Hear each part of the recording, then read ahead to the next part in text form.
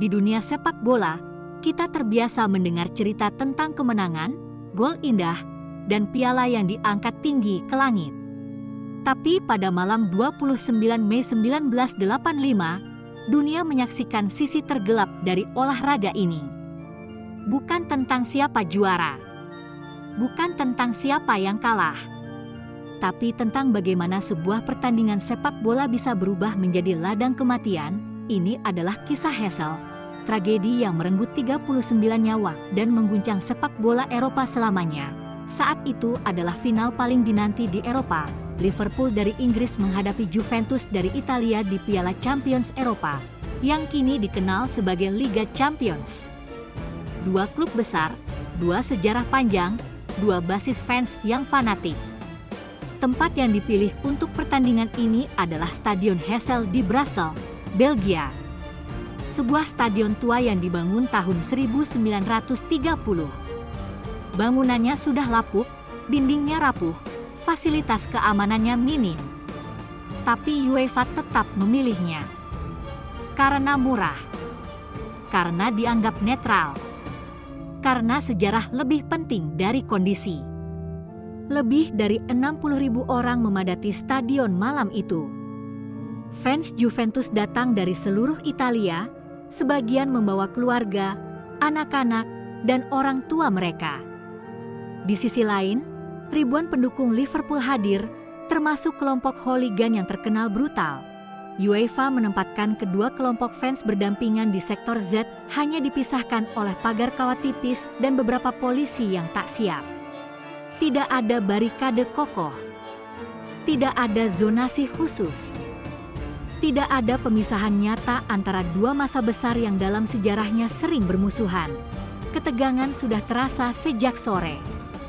Saling ejek, lempar botol, provokasi. Tapi tidak ada tindakan dari pihak keamanan. Dan ketika malam semakin dekat ke waktu kick-off, sesuatu yang mengerikan pun terjadi. Sekitar 1 jam sebelum pertandingan dimulai, sekelompok supporter Liverpool merangsek ke arah sektor Juventus. Mereka menerobos pagar, membawa batu, tongkat, dan amarah. Ribuan supporter Juventus yang berada di sana, banyak di antaranya bukan ultras, tapi keluarga biasa, panik dan berlari mundur, namun mereka tidak punya tempat untuk lari. Di belakang mereka hanya ada tembok batu setinggi 4 meter. Satu persatu orang terjepit, terjatuh, terinjak-injak. Jeritan terdengar di mana-mana. Tembok itu akhirnya runtuh menimpa kerumunan. Tubuh-tubuh tertindih. Nafas-nafas terakhir terdengar samar di antara debu dan batu. Dalam hitungan menit, 39 orang tewas.